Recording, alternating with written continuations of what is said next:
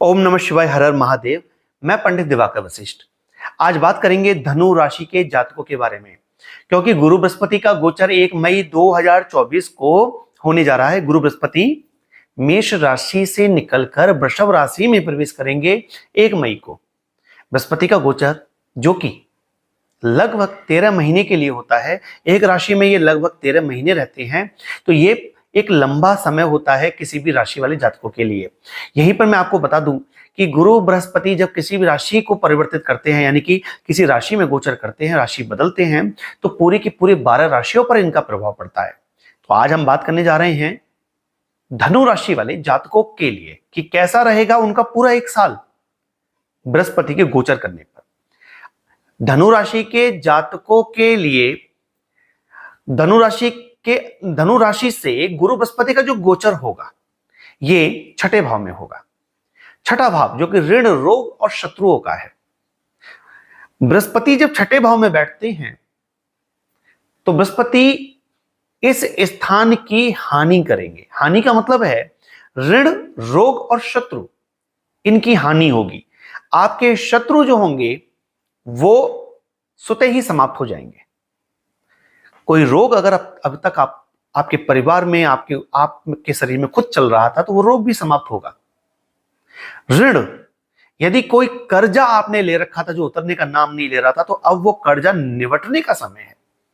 छठे भाव में गुरु बृहस्पति के गोचर करने पर व्यक्ति को देव कृपा प्राप्त होती है और उसके सारे के सारे काम परमात्मा के आशीर्वाद से पूर्ण होते हैं।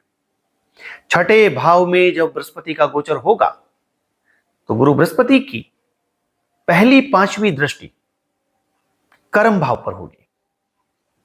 कर्म भाव पर दृष्टि होने के कारण धनु राशि वाले जातक इस समय पर अच्छी खासी मेहनत करें तो उन्हें वो परिणाम मिल सकते हैं जो कि पिछले साल जिन चीजों को वो प्राप्त करते करते रह गए थे।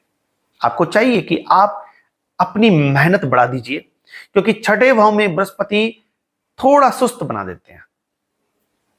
आप आलस्य लेकर के कोई कार्य नहीं कर पाते। आपको आलस्य का त्याग करना पड़ेगा और उसके बाद जब आप कार्य करेंगे तो आपको निश्चित सफलता मिलेगी। कर्म भाव पे दृष्टि है, नए नए लोगों के साथ आपके संबंध स्थापित होंगे, उनसे आपको काम निकलवाने की जरूरत होगी। तो आपको सिर्फ इतना करना पड़ेगा कि आप अपने आलस्य को त्याग के उन बड़े अधिकारियों के साथ अपने संबंधों को मधुरता के साथ जोड़ लें, उनके साथ आपके कार्य बनने शुरू हो जाएंगे। यहीं से गुरु बृहस्पति की 7वीं दृष्टि 12वें घर में पड़ेगी। 12वां घर जो कि खर्चे का है, विदेश यात्रा का है। जब यहां पर गुरु बृहस्पति की दृष्टि पड़ेगी तो एक बात तो यहां पर आती है, और वो ये आती है कि बाहरी संबंध आपके स्थापित होंगे, बाहर के लोगों के साथ संबंध स्थापित होंगे। अगर आप कोई व्यापार करते हो और वो व्यापार आप विदेश से जोड़ करके करते हो अपने आप को, तो वो सफलता देने वाला होगा इस समय पर। यदि आप अभी तक मन बना रहे थे कि हमारा कोई काम ऐसा हो जो कि हम विदेश से उस व्यापार को रन करें, तो ये समय उसके लिए अनुकूल है। लेकिन इस बात को भी नहीं भूलना है कि इस समय आपके खर्चे बढ़ेंगे। ये खर्चे जो होंगे इन पर आप अंकुश नहीं लगा पाओगे, लेकिन एक उपाय मैं इस वीडियो के अंत में दूंगा, उसको करके आप कुछ हद तक लाभ प्राप्त कर सकोगे। यहीं से गुरु बृहस्पति की जो नवी दृष्टि होगी वो धन स्थान पर होगी, तो धन के मामले में धनु राशि वाले लोग भाग्यशाली रहेंगे।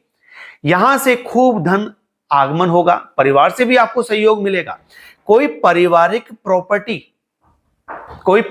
प्रॉपर्टी जिसका लेन देन आपका चल रहा था, कि कोई विवाद चल रहा था, पारिवारिक प्रॉपर्टी आपको नहीं मिल पा रही थी, तो यह समय बहुत अनुकूल होगा, आप उस प्रॉपर्टी को प्राप्त कर पाओगे। दोस्तों, गुरु बृहस्पति का ये जो गोचर होगा ये हर प्रकार से आपके लिए अनुकूल साबित होगा। बृहस्पति की नवी दृष्टि बहुत महत्वपूर्ण होगी जो कि परिवार पे पड़ेगी। परिवार का पूर्ण सहयोग लेते हुए आप धन कमाओगे। धन भाव पर दृष्टि बृहस्पति की जो दृष्टि होती है उसे अमृत माना जाता है, अमृत तुल्य दृष्टि होती है। तो जब ये दृष्टि जब आपके धन भाव पर जाएगी तो यहां पर आपको धन प्राप्ति के एक नहीं अनेकों साधन मिलेंगे जिससे कि आप धन प्राप्त कर पाओगे।